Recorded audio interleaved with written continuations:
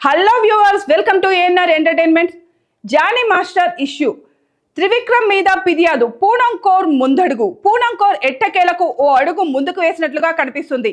ఇన్నేళ్ల నుంచి తనకు జరిగిన అన్యాయం గురించి అలా ఇంటి ఇస్తూ వస్తూ ఉంది. కానీ ఇప్పుడు ఏకంగా త్రివిక్రమ్ మీద కంప్లైంట్ చేశానని, మూవీ ఆర్టిస్ట్ అసోసియేషన్లో ఆల్రెడీ ఫిర్యాదు చేశానని, దీనిపై ఇండస్ట్రీ పెద్దలు కాస్తైనా స్పందించాలి అని చెప్తుంది. ఇన్ని రోజులు ట్విట్టర్లో పరోక్షంగా ట్వీట్లు చేస్తూ గురీజీ గురీజీ అంటూ కౌంటర్లు వేస్తూ వచ్చింది. ఈ మధ్య కొన్నిసార్లు త్రివిక్రమ్ పేరును ట్విట్టర్లో పెట్టడం కూడా జరిగింది. ఇక ఇప్పుడు ఇలా ఏకంగా కంప్లైంట్ చేసిన విషయాన్ని బయట పెట్టేసింది. అసలే ఇప్పుడు ఇండస్ట్రీలో జానీ మాస్టర్ విషయం హాట్ టాపిక్ గా మారింది.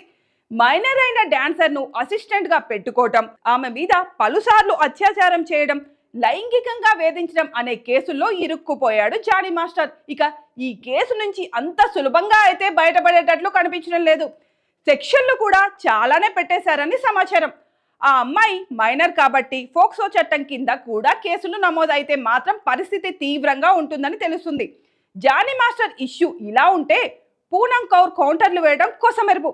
అసలు జానీ మాస్టర్ అనే అర్హత అతనికి లేదు. మాస్టర్ అంటే ఎంతో విలువైన పదం, ఎంతో ఉన్నతమైన పదం అంటూ అలా కౌంటర్లు వేసింది. ఇక మాస్టర్ అంటే సరోజ్ ఖాన్ అని లెజెండరీ కొరియోగ్రాఫర్ గురించి చెప్పుకొచ్చింది. ఆ తర్వాత పూనం ఇలా బాంబ్ పేల్చింది. త్రివిక్రమ్ మీద ఆల్రెడీ మాలో ఫిర్యాదు చేశానని, అయినా తీసుకోవడం లేదని, ఆయన వల్లే ఎన్నో ఇబ్బందులు పడ్డానని, పొలిటికల్ ఒత్తిళ్లు కూడా అనుభవించానని, త్రివిక్రమ్ విషయం మీద ఇండస్ట్రీ పెద్దలు స్పందించాలి అంటూ పూనం కౌర్ ట్వీట్ వేసింది. ప్రస్తుతం ఈ ట్వీట్ నెట్టింట్లో వైరల్ అవుతోంది.